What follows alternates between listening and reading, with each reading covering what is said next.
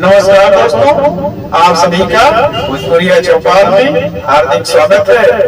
भोजपुरिया चौपाल के सभी दर्शकों को नवरात्रि की हार्दिक शुभकामनाएं।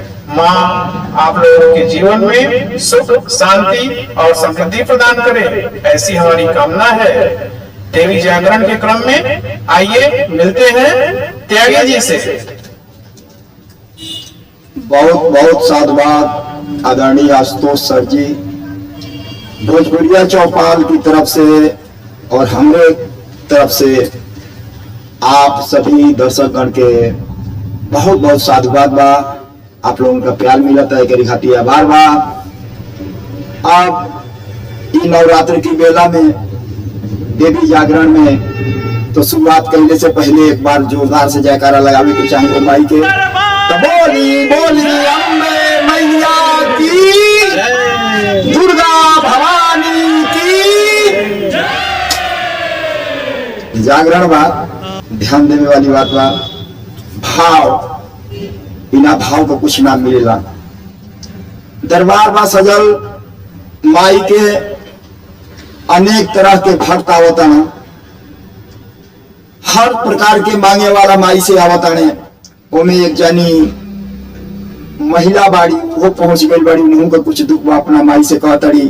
तो शुरुआत करे एक बार कि हे मैया जगदम्बा अम्बा, अब महिमा परम पारबा, जय गोहरवले बीच भंवर से,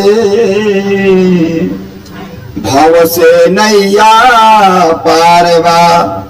हे जननी दुख हरनी माई, ममता से भरल दरबार बा, सिंह सवारी खपर धारी, हाथवा में तलवार बा।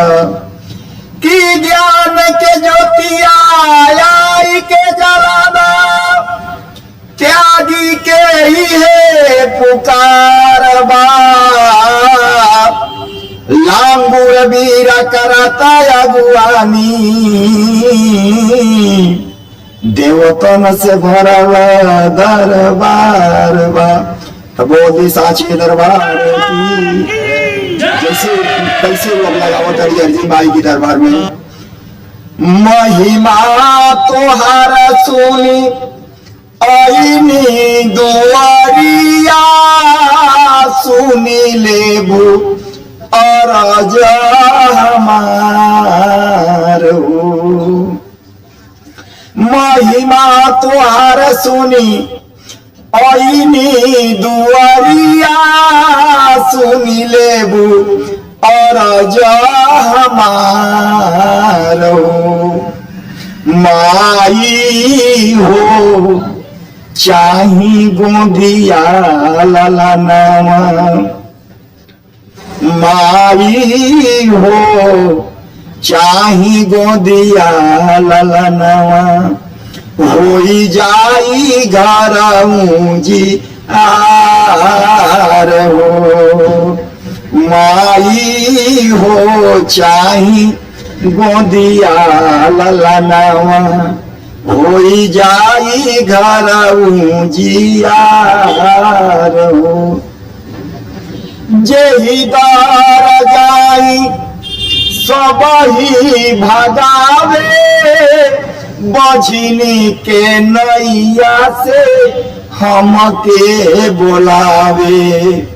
जेहि दार जाई सबही भगावे, बझनी के नैया से हमके बुलावे।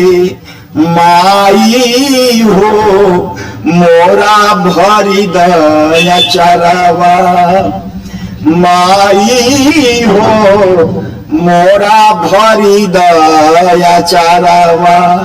सेव चरनिया तोहार हो। ए माई हो चाही गोदिया ललनवा, होई जाई घर मुजियार हो। सुनानी की न्याय होला रौरे कचहरिया, जिंदगी के लेके अइनी सगरो गठरिया।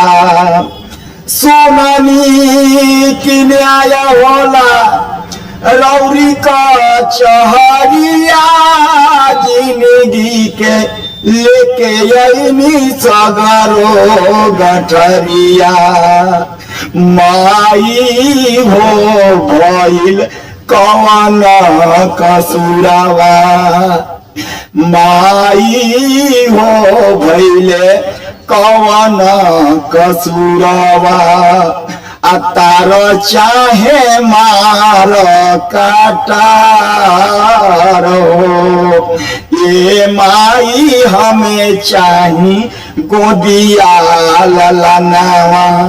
होई जाई घरा मुजिया, बाटे नरियल चुनरी धूपया दियरिया, नहीं बाटे फुलवा के हार हो। नहीं बाटे नरियल चुनरी धूपया दियरिया, नहीं बाटे फुलवा के हार हो। माई हो फेरी त्यागी पर नजरिया, माई हो फेरी त्यागी पर नजरिया। दुआरा पकड़े जय जयकार हो। महिमा तुहार सुनी आईनी दुआरिया, सुनी ले बुया राजा हमार हो। ये माई हमें चाही गोदिया ललनावा, होई जाई घर उजियार हो। बोल सच्चे दरबार की जय।